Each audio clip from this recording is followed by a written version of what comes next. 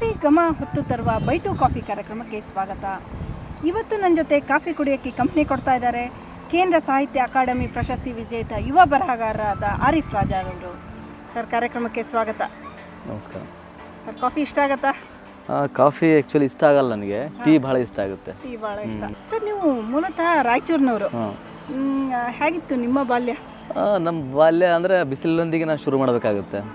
ಯಾಕೆಂದರೆ ನಾವು ಅನುಭವಿಸಿದ್ದು ಎರಡು ರೀತಿಯ ಬದುಕು. ಒಂದು ಬಿಸಿಲ ಬದುಕು, ಇನ್ನೊಂದು ನಮ್ಮ ಬದುಕುಗಳು ಕೂಡ ಹಾಗೆ ಬಿಸಿಲಿನ ಬದುಕುಗಳಲ್ಲಿ. ಅಂದರೆ ಒಂಥರ ಭಾಳ ಸೊಫೆಸ್ಟಿಕೇಟೆಡ್ ಆದ ಜೀವನ ನೀವು ನೋಡೋಕ್ಕೆ ಸಾಧ್ಯ ಇಲ್ಲ. ಆ ಪರಿಸರನೇ ಅಂಥದ್ದೇ.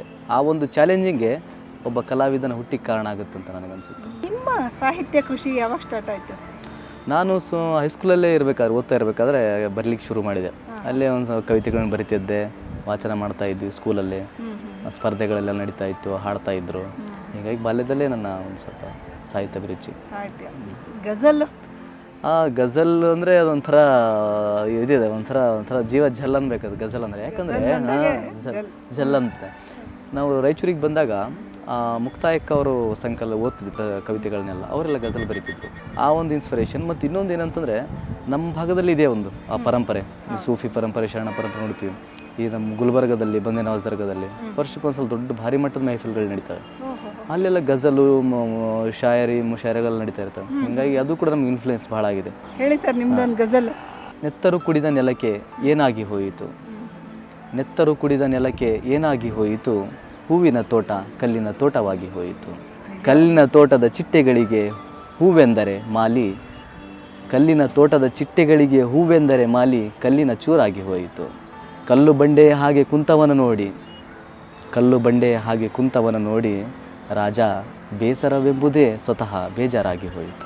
ಕನ್ನಡದ ಮಟ್ಟಿಗೆ ಅಷ್ಟೊಂದು ಗಜಲ್ ಅಂದ್ಕೊಂಡಿಲ್ಲ. ಏನಂದರೆ ಇಡೀ ನಮ್ಮ ಈ ಸದ್ಯದ ಕನ್ನಡ ಕಾವ್ಯ ಒಂದು ರೀತಿಯ ತಾತ್ವಿಕ ಶೂನ್ಯತೆಯಿಂದ ಬಳಲ್ತಾ ಇದೆ, ಪೋಯಿಟ್ರಿನೇ. ಮತ್ತು ನೀವು ಗಜಲ್ ಬರಿತಾ ಇದ್ರಿ ಅಂದರೆ ಅದೊಂಥರ ಡಬಲ್ ಚಾಲೆಂಜಿಂಗ್.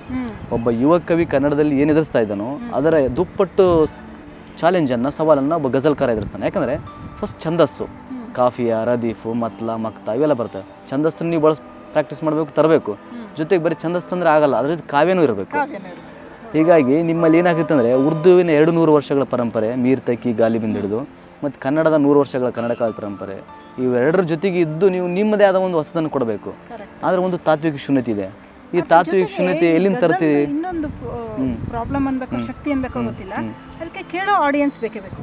ಅದೇ ಆ ಒಂದು ಅದಕ್ಕೆ ಕೇಳಿದ್ದು ಆಗಲ್ಲ. ಅದು ಆ್ಯಕ್ಚುಲಿ ಗಜಲ್ ಅಂದರೆ ಹಾಡುಗಬ್ಬ. ಅದು ಕಂಪಲ್ಸರಿ ಏನಂದರೆ ಓದುಗರಿಗಾಗಿ ಬರೆದಿರುವಂಥದ್ದು. ನೀವು ಓದುಗರಿಲ್ಲ ಅಂದರೆ ಗಜಲ್ ಇಲ್ಲ, ಕವಿ ಇಲ್ಲ ಅಂದರೆ ಗಜಲ್ ಹುಟ್ಬೋದು. ಆದರೆ ಓದುಗ ಇಲ್ಲ ಅಂದರೆ ಗಜಲ್ ಹುಟ್ಟಾಗಲ್ಲ. ಯಾಕಂದರೆ ಓದುಗನು ಕೂಡ ಬಹಳ ದೊಡ್ಡ ಮಟ್ಟದ ಕವಿನೇ ಆಗಿರ್ತಾನೆ. ಮುಷಾರಿಗಳು ನೋಡಿದಾಗ ದೊಡ್ಡ ಕ್ರಿಟಿಕ್ ಕೂಡ ಹೌದು ಅವನು. ನಿಮ್ಮ ನಾವು ಯುವ ಬರಹಗಾರರಿಂದ ಜೊತೆಗೆ ಗಜಲ್ ಅದರಿಂದ ಕೆಲವು ಪ್ರೇಮ ಕಾವ್ಯಗಳನ್ನ ಕೇಳ್ಬೋದು ಅನ್ಕೊಂತಿದ್ದೆ. ಹೇಳ್ಬೋದು. ನನಗಿಂತ ಮೊದಲು ಕತ್ತಲು ಹುಟ್ಟಿತು, ಅದಕ್ಕೆ ಸಾವು ಎಂದು ಕೂಗಲಾಯಿತು. ನನಗಿಂತ ಮೊದಲು ಬೆಳಕು ಹುಟ್ಟಿತು, ಅದಕ್ಕೆ ಸೂರ್ಯ ಎಂದು ನಮಿಸಲಾಯಿತು. ನನಗಿಂತ ಮೊದಲು ಪ್ರೀತಿ ಹುಟ್ಟಿತು, ಅದಕ್ಕೆ ಭೂಮಿ ಎಂದು ಪೂಜಿಸಲಾಯಿತು. ನನಗಿಂತ ಮೊದಲು ನನ್ನ ಕಣ್ಣೀರು ಹುಟ್ಟಿತು, ಅದಕ್ಕೆ ಕವಿತೆ ಎಂದು ಹೆಸರಿಡಲಾಯಿತು. Super super super. ಇದು ಇತ್ತೀಚೆಗೆ ಬರೆದಿರುವಂಥದ್ದು ಗಜಲ್ ಮಾದರಿ. ನಿಮ್ಮ ಹೊಸ ಕವನ ಸಂಕಲನ ಹೊರಗೆ ಬರ್ತಾ ಇದೆ, ಬೆಂಕಿಗೆ ತೊಡಿಸಿದ ಬಟ್ಟೆ ಅಂತ.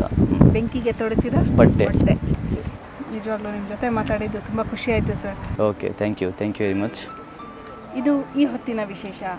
ನಾಳೆ ಮತ್ತೊಬ್ಬ ವಿಶೇಷ ಅತಿಥಿಯೊಂದಿಗೆ ಮತ್ತೆ ಬೈಟು ಕಾಫಿ ಕಾರ್ಯಕ್ರಮದಲ್ಲಿ ನಿಮ್ಮ ಮುಂದೆ ಹಾಜರಾಗ್ತೀವಿ. ನಮಸ್ಕಾರ.